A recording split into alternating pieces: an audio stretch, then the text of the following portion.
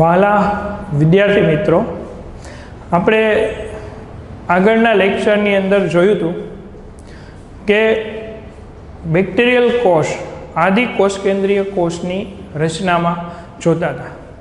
આપણે આગળના લેક્ચરની અંદર એવું શીખેલું હતું કે આદિ કોષ કેન્દ્રીય કોષની રચનામાં 3 આવરણ આવેલા હોય છે, જેમાં સૌથી બહારની તરફ ગ્લાયકોકેલિક્સનું આવરણ આવેલું હોય, એની અંદરની તરફ કોષ દિવાલનું લેયર આવેલું હોય અને કોષ દિવાલની અંદરની તરફ ત્રીજું લેયર કોષરસ પટલનું આવેલું જોવા મળે છે.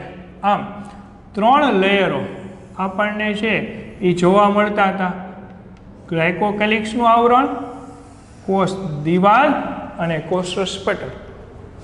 ગ્લાયકોકેલિક્સ 2 પ્રકારની અંદર વહેંચાઈ જતું હતું: શ્લેષ્મ પડ અને સખત આવરણ. જે સખત આવરણ જેને આપણે પ્રાવર તરીકે અથવા તો કેપ્સ્યુલ તરીકે ઓળખવામાં આવતું હતું.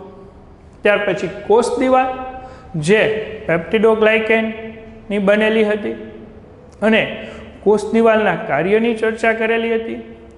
કોષ દિવાલની અભિરંજન ક્ષમતાને આધારે આપણે બેક્ટેરિયાને 2 જૂથમાં વહેંચ્યા હતા: એક ગ્રામ પોઝિટિવ બેક્ટેરિયા અને બીજું ગ્રામ નેગેટિવ બેક્ટેરિયા. ત્યાર પછી કોષરસ પટલની ચર્ચા કરી હતી.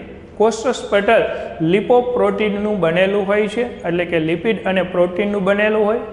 કોષરસ પટલ છે એ સુકોષ કેન્દ્રીય કોષમાં હોય એવું જ બંધારણ દર્શાવતું જોવા મળે છે. આપણે ત્યારબાદ આ કોષરસ પટલની ચર્ચા કરેલી હતી.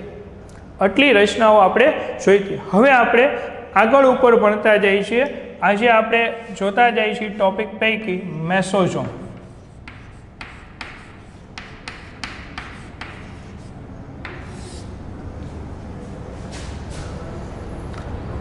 મેસોઝોમ કોષરસ પટલના અંદરની તરફ વળવાથી બનતી રચના છે. કોષરસ પટલના અંદરની તરફ વળવાથી બનતી રચના એટલે કે કોષરસ પટલના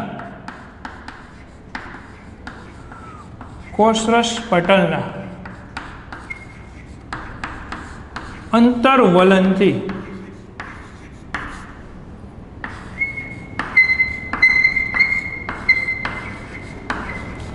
બનતી રચના એટલે મેસોઝોમ. મેસોઝોમ પટલિકા સ્વરૂપે હોય છે, એટલે કે આ પટલિકા સ્વરૂપ છે મેસોઝોમનું, અથવા તો પુટિકા સ્વરૂપ આવેલું હોય છે. આ રીતે પુટિકા સ્વરૂપ, આ મેસોઝોમનું પુટિકા સ્વરૂપ આ રીતે, અથવા તો મેસોઝોમ છે એ નલિકા સ્વરૂપે આવેલી જોવા મળે છે. આ મેસોઝોમનું નલિકામય સ્વરૂપ. એટલે મેસોઝોમ કાં તો પટલિકા સ્વરૂપે આવેલું હોય છે, કાં તો મેસોઝોમ પુટિકા સ્વરૂપે અથવા નલિકા સ્વરૂપે મેસોઝોમ આવેલું જોવા મળે છે.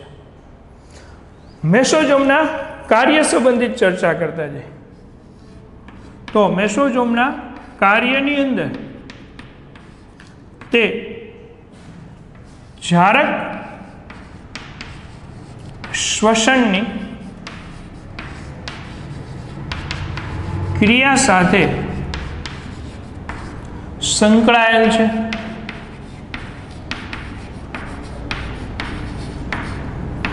હવે જારક શ્વસન એટલે તમને ખ્યાલ હોય કે જે શ્વસનની ક્રિયા માટે ઓક્સિજનની હાજરી આવશ્યક હોય, આવા શ્વસનને જારક શ્વસન તરીકે ઓળખવામાં આવે, કે જેમાં ઓક્સિજન જરૂરી છે અને આ ઓક્સિજનની હાજરીમાં જે શ્વસનની પ્રક્રિયા થતી હોય એને જારક શ્વસન કહેવાય. હવે તમે 9મા ધોરણની અંદર ભણી ગયેલા છો કે કોષની અંદર કણાભ સૂત્ર આવેલું હોય અને કોષનું કણાભ સૂત્ર છે એ શક્તિ ઘર તરીકે વર્તે છે. અહીંયા મેસોઝોમ કણાભ સૂત્રની સમકક્ષ જ છે. મેસોઝોમને એટલે કે મેસોઝોમને આદિ કોષ કેન્દ્રનું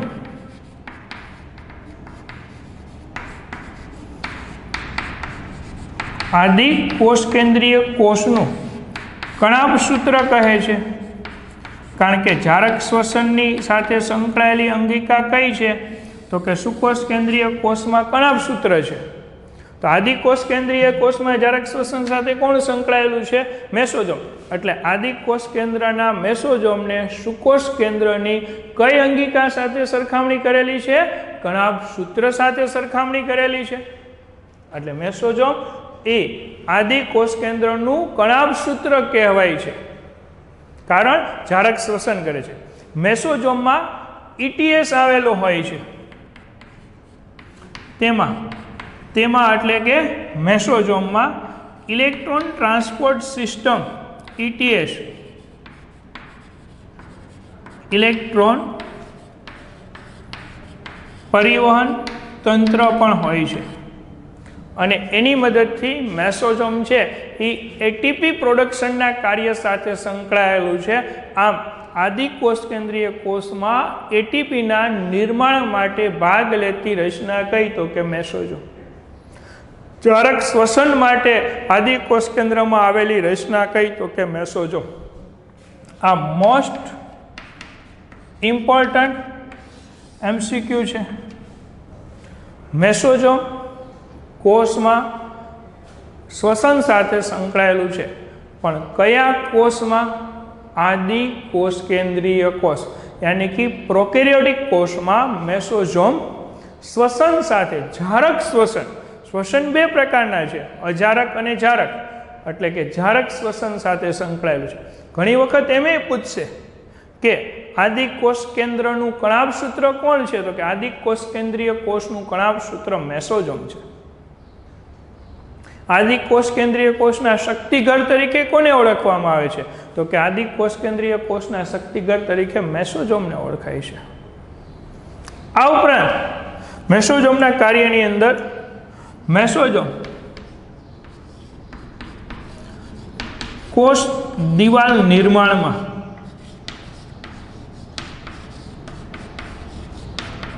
પણ ભાગ લે છે। આ ઉપરાંત મેસોજોમ છે એ કોના નિર્માણમાં ભાગ લેતું જોવા મળે છે તો કે મેસોજોમ કોષ દિવાલ નિર્માણમાં પણ ભાગ લેતું જોવા મળે છે। આ મેસોજોમ આ સિવાય એના અન્ય કાર્યની અંદર જોતા જાય, આપણે કાર્ય કન્ટિન્યુ છે અહીંયા, તો મેસોજોમના અન્ય કાર્યમાં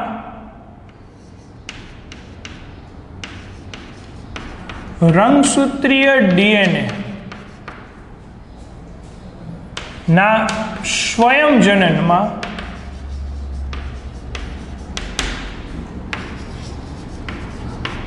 ઉપયોગી છે, અથવા તો આને એમય કહેવાય છે કોષ કેન્દ્રીય DNA ના સ્વયંજનનમાં મેસોજોમ ઉપયોગી છે। આપણે આગળના લેક્ચરમાં આકૃતિ દોરેલી હતી ત્યારે આપણે અહીંયા DNA બેવડી કુંતલમય રચના ધરાવતું DNAનું ગૂંચળું આવું દોરેલું હતું। આ એનું રંગસૂત્રીય DNA છે, અથવા તો કોષ કેન્દ્રીય DNA પણ કહેવાય છે। જ્યારે DNA ને સ્વયંજનન પામવું હોય ત્યારે એ મેસોજોમ સાથે જોડાય છે। તો હવે આપને પ્રશ્ન એ થાય કે સાહેબ સ્વયંજનનનો મિનિંગ શું છે? સ્વયં એટલે પોતાની રીતે, જનન એટલે નિર્માણ પામવું, એટલે મીન્સ કે અહીંયા રંગસૂત્રીય DNAનો એક અણુ છે, જ્યારે એને કોષ વિભાજન પામવું હોય ત્યારે એકમાંથી બે અણુ બનવા પડે, ત્યારે એને સ્વયંજનન પામવું પડે। એટલે એકમાંથી બે બનવાની ક્રિયા પોતાની જાતે થતી હોય ત્યારે એ ઘટનાને કહેવામાં આવે છે સ્વયંજનન। એટલે કઈ ઘટના થશે હું એ આકૃતિ દોરીને તમને સમજાવું છું કે આપણું આ કોષરસ પટલ છે, હું બહારના લેયર નથી દોરતો, યાદ રાખજો ખાસ, હું કોષ દિવાલને ગ્લાયકોકેલિક્સ નથી દોરતો। આ કોષરસ પટલ છે, આ આપણું મેસોજોમ છે। હવે આ કોષ કેન્દ્રીય DNA છે એ સૌ પ્રથમ કોષ કેન્દ્રીય વલયાકાર DNA એ મેસોજોમ સાથે જોડાશે। જેવું આ કોષ કેન્દ્રીય ડીએનએ મેસોજોમ સાથે જોડાશે એટલે એક સ્વયંજનનની પ્રક્રિયા શરૂ કરશે. સ્વયંજનનની પ્રક્રિયા શરૂ થશે. હું અત્યારે કોષ દિવાલ ગ્લાયકોકેલિક્સ નથી બનાવતો. સ્વયંજનન શરૂ થશે એટલે આ કોષ કેન્દ્રીય ડીએનએ પોતે ઓલરેડી પોતાના જેવું જ બીજું ડીએનએ પોતાની પાસે નિર્માણ કરશે. આ એને દાખલા તરીકે આ બીજું ડીએનએ નિર્માણ કરી લીધું. આપણે આકૃતિની અંદર જ બતાવી શકીએ છીએ. આ બીજું ડીએનએ એના જેવું જ ડીએનએ બીજું નિર્માણ કર્યું. સોરી, 1 મિનિટ બહાર બતાવી દો. હાલો,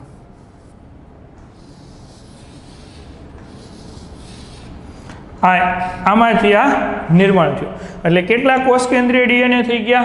2. એમાં કોણ ભાગ ભજવે છે? મેસોજોમ. હજી મેસોજોમ કોષ વિભાજનમાંય ભાગ ભજવે છે. હું તમને આકૃતિ દ્વારા સમજાવું. અહીંયા આ આપણી પહેલી આકૃતિ થઈ, આ બીજી, આ ત્રીજી આકૃતિ. કે જ્યારે કોષ વિભાજનની પ્રક્રિયા થાય આ દરમિયાન મેસોજોમ છે એ ઉપયોગી થતું જોવા મળે છે. મેસોજોમ પણ પોતે બેવડાય છે અને આ નવું મેસોજોમ છે એ નિર્માણ પામે છે.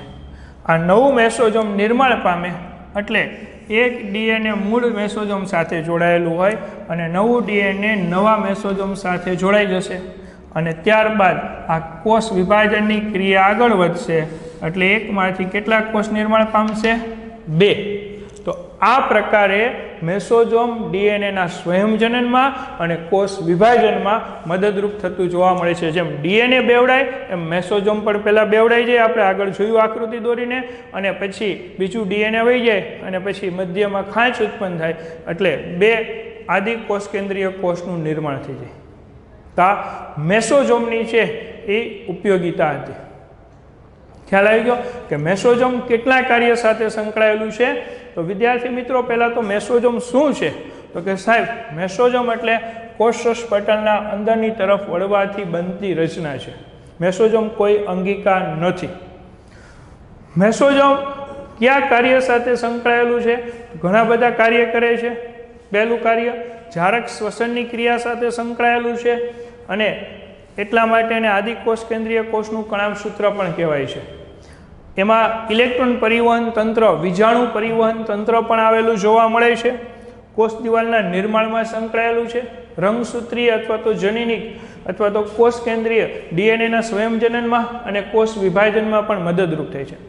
આ સિવાય મેસોજોમ ઘણા બધા ઉત્સેચકોના નિર્માણ અને કેટલાક દ્રવ્યોના સ્ત્રાવની ક્રિયા સાથે પણ સંકળાયેલું છે. મેસોજોમ આ કાર્ય તો કરે જ છે, એના સિવાય મેસોજોમ કેટલાક ઉત્સેચકોનું નિર્માણ કરે છે અને કેટલાક દ્રવ્યોના સ્ત્રાવ સાથે પણ સંકળાયેલું જોવા મળે છે. તો આ મેસોજોમનું કાર્ય હતું. હવે હું તમને છે એ આગળ ઉપર કોષની રચનામાં મેસોજોમ જેવી જ રચના છે પણ દરેક આદિ કોષ કેન્દ્રીય કોષમાં નથી જોવા મળતી. આ રચના દરેક આદિ કોષ કેન્દ્રીય કોષમાં જોવા મળતી નથી. આ રચનાને ક્રોમેટોફોર તરીકે ઓળખાય છે.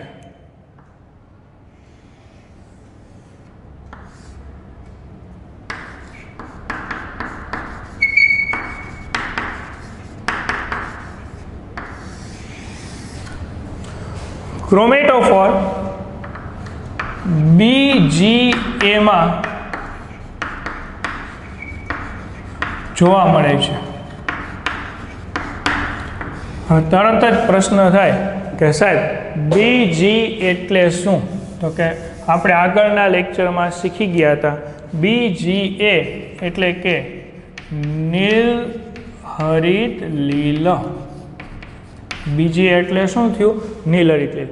તો BGA શું છે? તો કે નીલ હરિત લીલ છે, આદિ કોષ કેન્દ્રીય કોષ છે. અને ક્રોમેટોફોર શું છે? તો કે એમાં કોષરસ પટલના અંતર્વલનથી બનતી રચના, જેને કયા નામે ઓળખવામાં આવે છે? ક્રોમેટોફોર. આ ક્રોમેટોફોરના અંદરના ભાગે પ્રકાશ સંશ્લેષી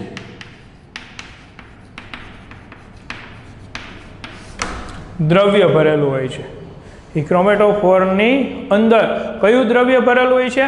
પ્રકાશ સંશ્લેષી દ્રવ્ય. એટલે કે આપણે જેને હરિત દ્રવ્ય ક્લોરોફિલ તરીકે ઓળખીએ છીએ, અહીંયા બેક્ટેરિયલ ક્લોરોફિલ છે એમાં ભરેલું હોય છે. આ ક્લોરોફિલ પ્રકાશ સંશ્લેષણની ક્રિયાનું કાર્ય કરે છે. એટલે આદિકોષ કેન્દ્રીય બીજીએમાં ક્લોરોફિલનું કાર્ય છે પ્રકાશ સંશ્લેષણની ક્રિયા કરવાનું. બરાબર. તો આ ક્રોમેટોફોર દરેક આદિકોષ કેન્દ્રીય કોષમાં નથી હોતું. એ માત્ર કેમાં જોવા મળે છે? તો કે માત્ર નીલહરિત લીલ સાયનોબેક્ટેરિયા અથવા તો એને કહેવાય છે બ્લુ ગ્રીન આલ્ગીમાં જોવા મળે છે. આટલું ક્લિયર કટ થઈ ગયું બધાને? પરફેક્ટ સમજાઈ ગયું? બરાબર છે. તો આ ક્રોમેટોફોરની ચર્ચા. અને એ પણ કેમાંથી ઉત્પન્ન થાય છે? તો કે કોષરસ પટલના અંતર્વલનથી બનતી રચના છે, હરિતદ્રવ્યથી ભરેલી જોવા મળે છે. રેડી? તો આની ચર્ચા હતી. બરાબર. હવે આપણે બાહ્ય સપાટી પર આવેલી રચનાની ચર્ચાઓ કરવાના છીએ. હવે આપણે કોષની બાહ્ય સપાટી પર આવેલી રચના કશા, પેલી અને ફિમ્બ્રીની ચર્ચા કરવાના છીએ. આપણે આગળ મેસોઝોમ અને ક્રોમેટોફોરની રચનાની ચર્ચા કરી હતી. હવે આપણે જોઈએ તો આદિકોષ કેન્દ્રીય કોષમાં સૌથી બહારની તરફ 3 લેયરો આવેલા હોય છે, જે તમને ખબર છે અને મને હવે ખબર છે. બહારનું સૌ પ્રથમનું લેયર કયું? વિચારતા જાવ જી. ગ્લાયકોકેલિક્સ. એની અંદર કોષ દિવાલ અને એની અંદર કોષરસ પટલ. સૌથી અંદર કોષરસ પટલ હોય, પછી વચ્ચે કોષ દિવાલ હોય અને બહાર ગ્લાયકોકેલિક્સ હોય. હવે બાહ્ય સપાટી પર આવેલી રચનાઓ કઈ કઈ છે? તો બેક્ટેરિયાની બાહ્ય સપાટી પર આવેલી રચના પૈકી કશા, અહીંયા દોરું છું કશા,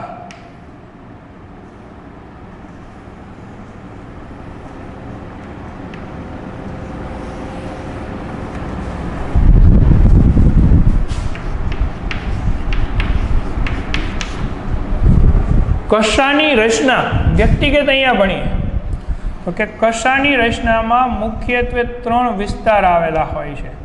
કશાની રચનામાં આવેલા 3 વિસ્તારો ક્યાં ક્યાં?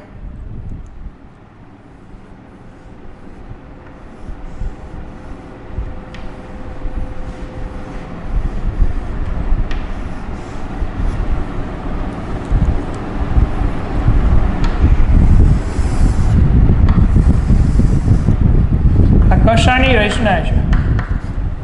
કશાની રચનામાં 3 પાર્ટ્સ આવેલા હોય છે. ફર્સ્ટ પાર્ટ, જેને તલસ્કાય તરીકે ઓળખાય છે, બેઝલ બોડી. તલસ્કાય, બેઝલ બોડી અથવા તો તલસ્કાય, અથવા તો ઘણી વખત ખાલી આને તલકાય તરીકે પણ ઓળખવામાં આવશે. બધું એક જ છે. સેકન્ડરી પોર્શન કશાનો, સેકન્ડરી પોર્શનને કહેવામાં આવે છે હૂક. અને થર્ડ પોર્શન, જેને કહેવામાં આવે છે તંતુ અથવા તો એને ફિલામેન્ટ તરીકે પણ ઓળખી શકીએ આપણે. તંતુ અથવા તો ફિલામેન્ટ. આમ કશામાં 3 વિસ્તારો આવેલા હોય છે: તલસ્કાય, હૂક અને તંતુ. આદિકોષ કેન્દ્રીય કોષની કશાની રચના સુકોષ કેન્દ્રીય કોષની કશાની રચના કરતાં ભિન્ન હોય છે. આ યાદ રાખજો. જ્યારે સુકોષ કેન્દ્રીય કોષની કશા ભણશું પછી બેનો ડિફરન્સ પણ કરશું. આટલું યાદ રાખવું કે આદિકોષ કેન્દ્રીય કોષની કશાની રચના સુકોષ કેન્દ્રીય કોષની કશાની રચના કરતાં ભિન્ન જોવા મળે છે. આદિકોષ કેન્દ્રીય કોષની રચનામાં કશા ફ્લેજેલિન પ્રોટીનની જ બનેલી હોય છે.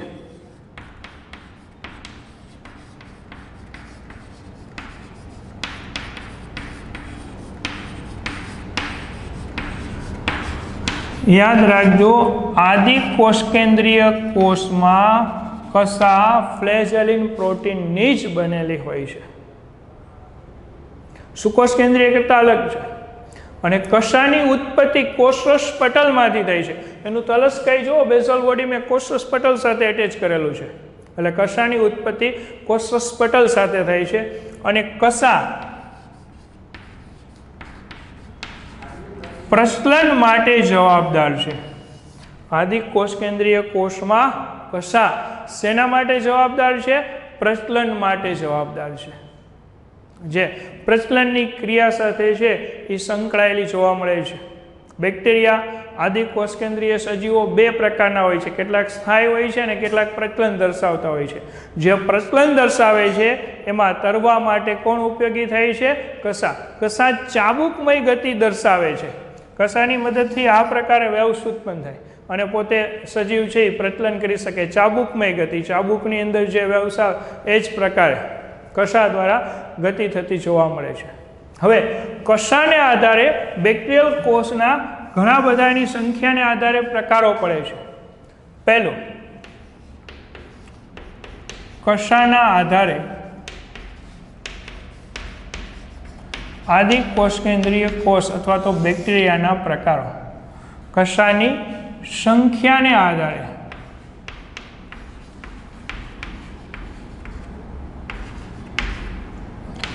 પહેલું અટ્રાઇકસ. અટ્રાઇકસ બેક્ટેરિયા એટલે એવા બેક્ટેરિયા કે જેની પાસે એક પણ કસા નથી, કસા વિહીન, જે આ પોતાની જાતે પ્રચલન દર્શાવી શકતા નથી. મીન્સ ઇટ્સ અટ્રાઇકસ, કસા વિહીન. બીજું મોનોટ્રાઇકસ.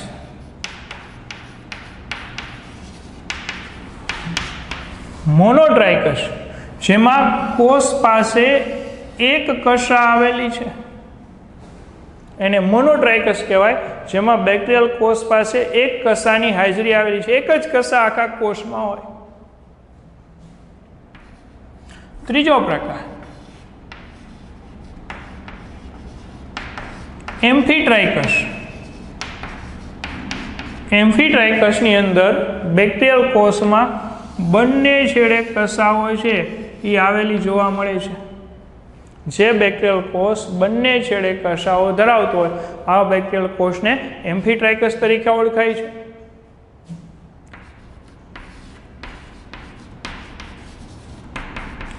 સેફિલોટ્રાઇકસ. જે બેક્ટેરિયામાં કસાનો સમૂહ એક છેડે આવેલો હોય આખો, અને સેફિલોટ્રાઇકસ. લોફોટ્રાઇકસ. આવો કસાનો ગુચ્છ બંને છેડે આવેલો હોય.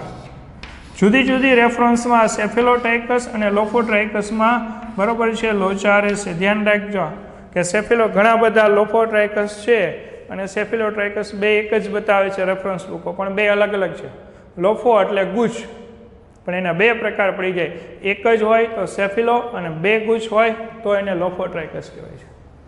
અને ત્યાર પછીનો પ્રકાર છે પેરીટ્રાઇકસ. પેરીટ્રાઇકસમાં કસા સમગ્ર બેક્ટેરિયલ કોષની ફરતે આવેલી જોવા મળે છે. આખા બેક્ટેરિયલ કોષની ફરતે આવેલી જોવા મળે. પેરીટ્રાઇકસ પ્રકારના બેક્ટેરિયાનું પ્રચલિત ઉદાહરણ છે ઈ કોલાઈ. ઈ કોલાઈમાં એકથી વધુ કસા હોય અને આખા કોષની ફરતે ગોઠવાયેલી હોય, જે આદિકોષ કેન્દ્રીય કોષોને પ્રચલનમાં ઉપયોગી થતી જોવા મળે છે. તો આ કસાની ઇન્ફોર્મેશન હતી. હવે આપણે પિલ્લી અને ફિમ્બ્રીની રચનાની ચર્ચા કરીએ કે પિલ્લી અને ફિમ્બ્રી બેક્ટેરિયલ કોષની બાહ્ય સપાટી પર લંબાયેલી નલિકાકાર રચના છે, જેને પિલ્લાઈ અથવા તો પિલ્લી તરીકે ઓળખવામાં આવે છે. અને બેક્ટેરિયલ કોષની સપાટી પર ઉત્પન્ન થયેલી તંતુમય રચના, જેને ફિમ્બ્રી તરીકે ઓળખાય છે. ફિમ્બ્રી તંતુમય હોય છે, પિલ્લી નલિકામય હોય છે. આ બંને રચનાઓ પ્રચલનમાં સંકળાયેલી નથી. પ્રચલનમાં કોણ સંકળાયેલું છે? કસા. પિલ્લી અથવા તો ફિમ્બ્રી પ્રચલનમાં સંકળાયેલી નથી. પિલ્લી બેક્ટેરિયાની અંદર સંયુગ્મનમાં ઉપયોગી થાય છે.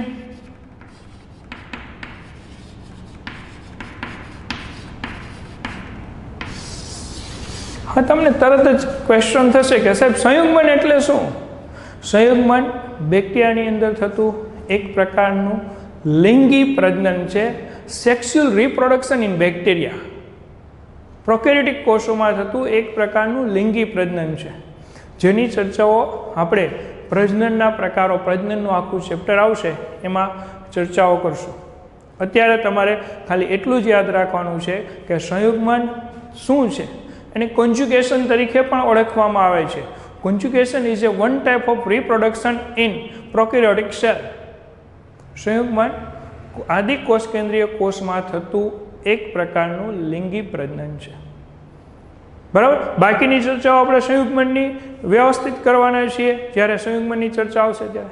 કસા, પછી પીલી, પછી તંતુમય રચના ફિમ્બ્રી. ફિમ્બ્રી બેક્ટેરિયલ કોષની બાહ્ય સપાટી પર ઉદ્ભવતી રચના છે. આ ફિમ્બ્રી જોડાણમાં ઉપયોગી થાય છે. ફિમ્બ્રી કયા કાર્યમાં ઉપયોગી થાય છે? જોડાણમાં. દાખલા તરીકે પાણીની અંદર બેક્ટેરિયા હોય, કોઈ સજીવ સાથે એને જોડાવવું હોય તો ફિમ્બ્રીની મદદથી જોડાય, કોઈ પથ્થર સાથે જોડાવવું હોય તો ફિમ્બ્રીની મદદથી જોડાય. ટૂંકમાં બેક્ટેરિયાને જ્યારે કોઈ બાહ્ય ઘટક સાથે જોડાવવું હોય ત્યારે જોડાણ માટે કોનો ઉપયોગ કરતા જોવા મળે છે? તો કે બેક્ટેરિયા જોડાણ માટે ફિમ્બ્રીનો ઉપયોગ કરતા જોવા મળે છે.